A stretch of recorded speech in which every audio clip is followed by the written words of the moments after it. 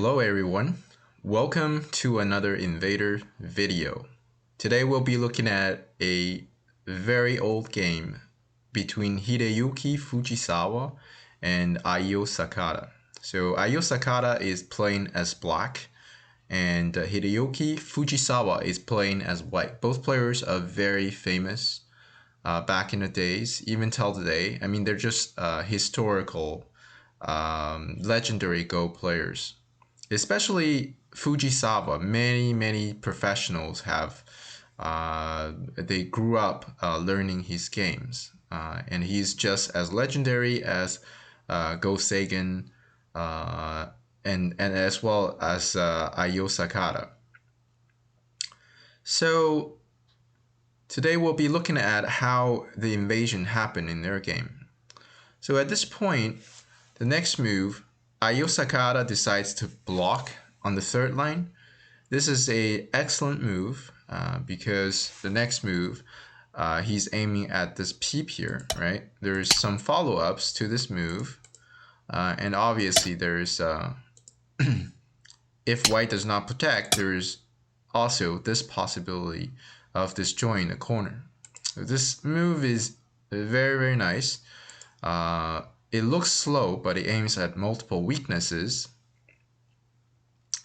So at this point, it is white's play. It does look like a very different problem than the previous Invader videos. Well, why is that? Because in the previous Invader videos, we look at a lot of situations where our group is in grave danger, right? Our group is about to die, and we figure out how we can attach to our opponent, how we can find the optimal move that give us most options, and how we can counterattack to get ourselves out. And a lot of times, it's not even about counterattack; it's just about making yourself alive, right? Mostly just because there's so many stones around us, so many enemy stones around us. But today, it's a very different problem. We have two stones as white in the center, and they're not in danger. They're just doing fine there. So you might be asking, well, what is the problem, right? Why can't we just play some beautiful moves, get ourselves really safe, destroy everything, and win the game? Well, this is a different type of problem in Invader. That is, a lot of times you might not be in great danger, your group might not be in great danger, but actually your game is in great danger. If you play something like this, Ayo is going to follow up with this peep here, right? And then immediately you will suffer a great loss in the corner because of how severe this move is. So the exchange between this beautiful jump in the center and this move is a big loss of point for white. So even if white started with some sort of territory lead, there's no way that white can afford to make exchanges like this that loses 10 points and more.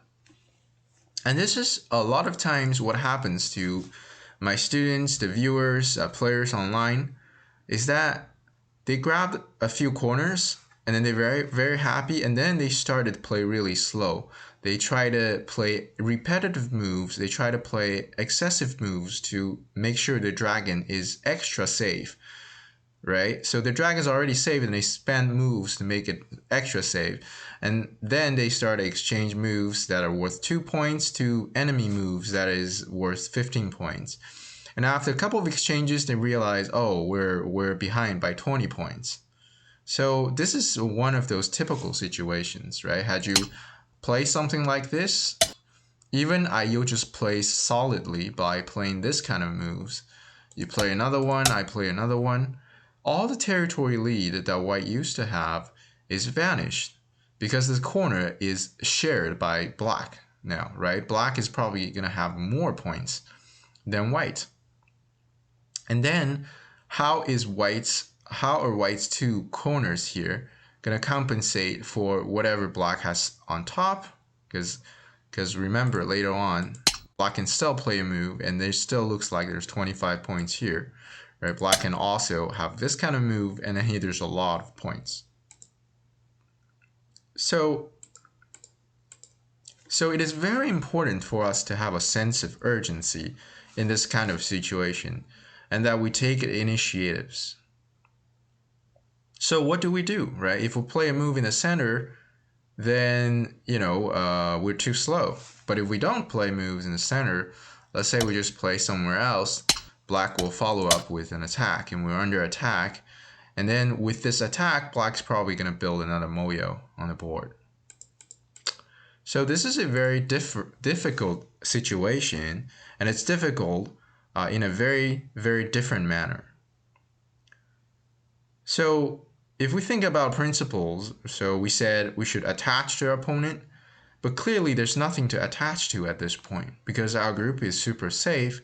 We don't need to exchange moves with our opponent. For example, if we just exchange moves, in the simplest way we can tell that this is just helping black to solidify the territory, right? This is a terrible idea to attach to our opponent right now.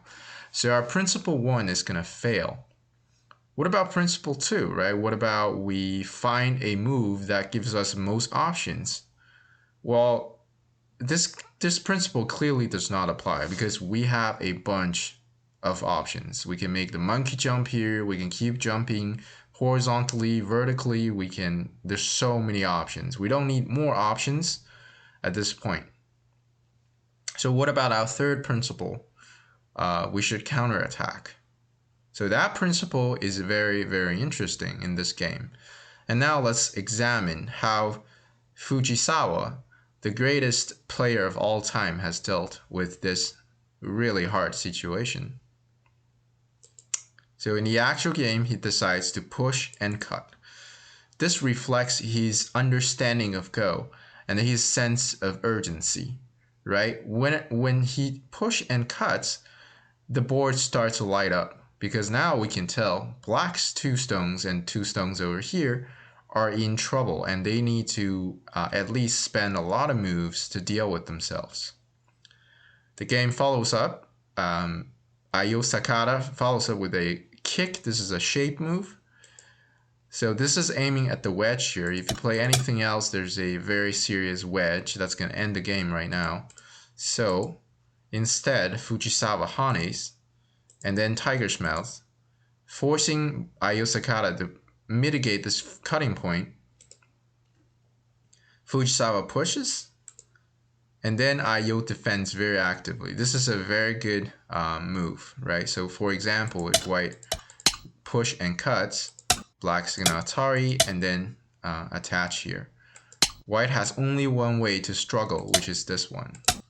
But I think unfortunately,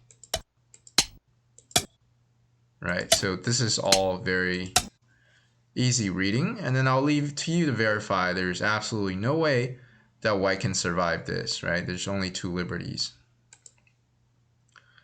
So this works tactically.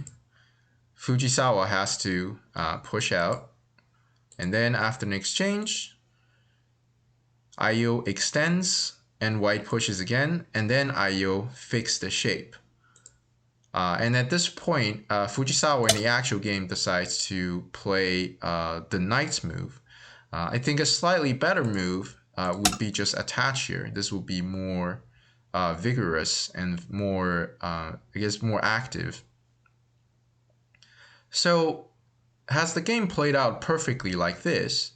As we can tell, previously we had to worry about many things, right? Our two songs, we had no way, we just don't know what direction to play, right? What moves to play in the center. But now after a bunch of exchanges, by exploiting black's weaknesses on both sides, we're able to connect everything in the center, and then our group looks a lot stronger, and then our territory is still protected over here because black also has some weaknesses. So if now black goes directly into the corner, this is a little bit premature because black has connection problems over here. So white has a tactical way to deal with this invasion. So by always keeping an eye onto our opponent's weaknesses, white is able to achieve a beautiful shape.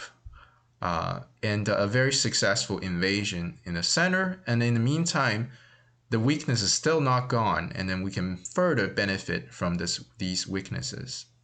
So at this point, the game is going to be slightly better if Fujisawa played in this way. He didn't play it in this way, but if he played in this way, it's slightly better.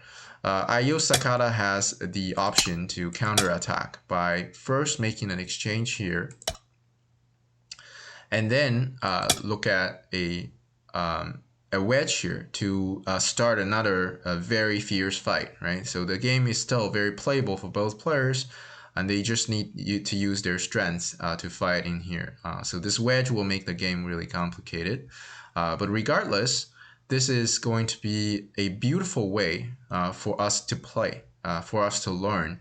That is to always, once again, that our principle of counterattack, it shines the most, right? In most games, that is for us to always remember to push and cut.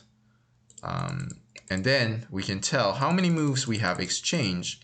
So all these moves Black had to exchange in order to make himself safe. So by using these exchanges, we got the time to breathe. We got the time to connect ourselves and make our invasion very successful. So I hope you guys enjoyed the video and learned something from this beautiful game, or this beautiful moment of the game. And thank you very much for tuning in. Don't forget to like and subscribe to the channel for more videos like this. And for now, thank you very much for watching. Talk to you guys next time.